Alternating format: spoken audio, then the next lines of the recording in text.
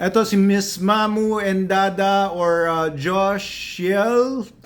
Yan. Sabi po niya, sayang hindi talaga iyang ng alaga namin yung SDN. Bumabaw talaga poop niya at lagi po soft. Gustong gusto niya pa naman yan kahit walang halo na chicken. Okay guys, ito no, marami mga dogs ang gustong-gusto nga talaga ng SDN at pagbibigyan nyo sila ng higit sa kailangan nila, kakainin pa rin ng kakainin nila yan.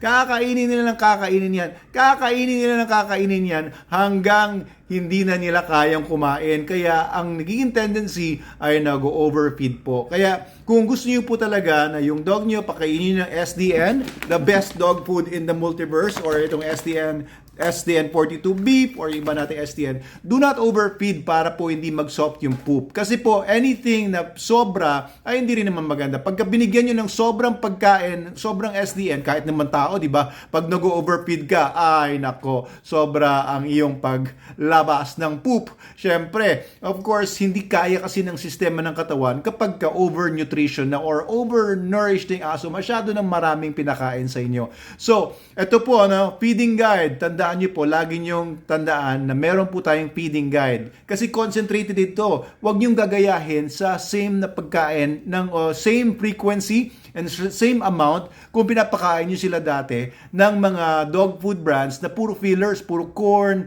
wheat, soya, Australian cereals o kung ano pa man. So do not feed the same amount. Halimbawa, pinapakain nyo dati yung aso nyo ng kalahating kilo ng brand X. Sa SDN, hindi po kalahating kilo ipapakain nyo, baka 150 grams lang, baka 200 grams lang kasi po, concentrated nga ito.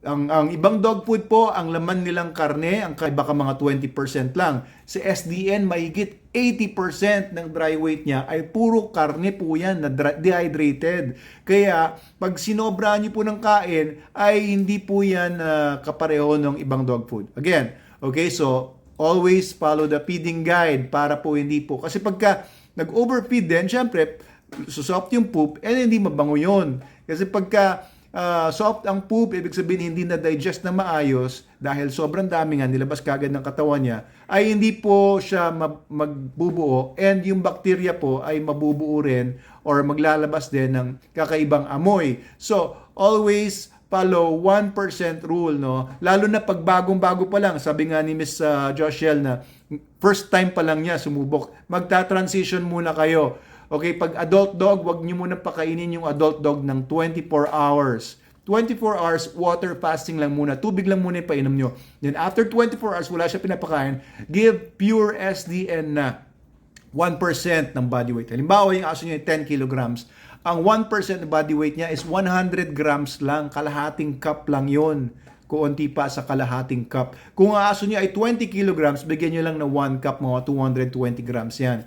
Okay, so 200 grams, kung 20 kilograms yung aso niyo, kung 30 kilograms ang aso niya, bigyan niyo ng 300 grams. Ganun lang po. Huwag niyo munang, alam niyo kasi pag yung aso hingi, ang mga tayo naman ay baka naman maawa o kaya di ba maengganyo. Ganyan ang ginagawa ko doon sa mga dogs ko sa labas, si Bjorn tsaka si Lagerta, dahil gustong-gusto nila, tuwan-tuwa ako nagpapakain, ino-overfeed ko, hindi naman problema sa akin yon dahil alam ko naman na yung mabahong poop ay okay lang sa akin, and soft poop is not a big problem for me.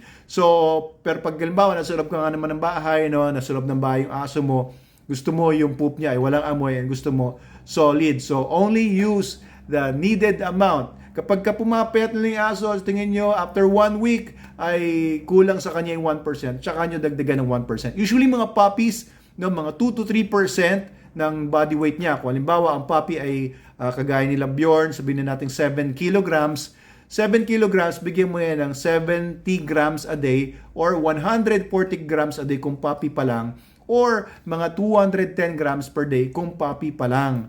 Okay, kasi mas mabilis ang metabolismo nila, mas mataas ang pangangailangan nila for nutrition. Okay, so para sa inyo ng mga bago pa lang, no, hindi pa ganun ka-experience sa paggamit ng SDN, only use the recommended feeding amount para po hindi po mag-overfeed, hindi po lumambot ang poop, hindi po mabaho yung poops niyan. Okay, solid ang poops, maliit lang at saka madaling pulutin.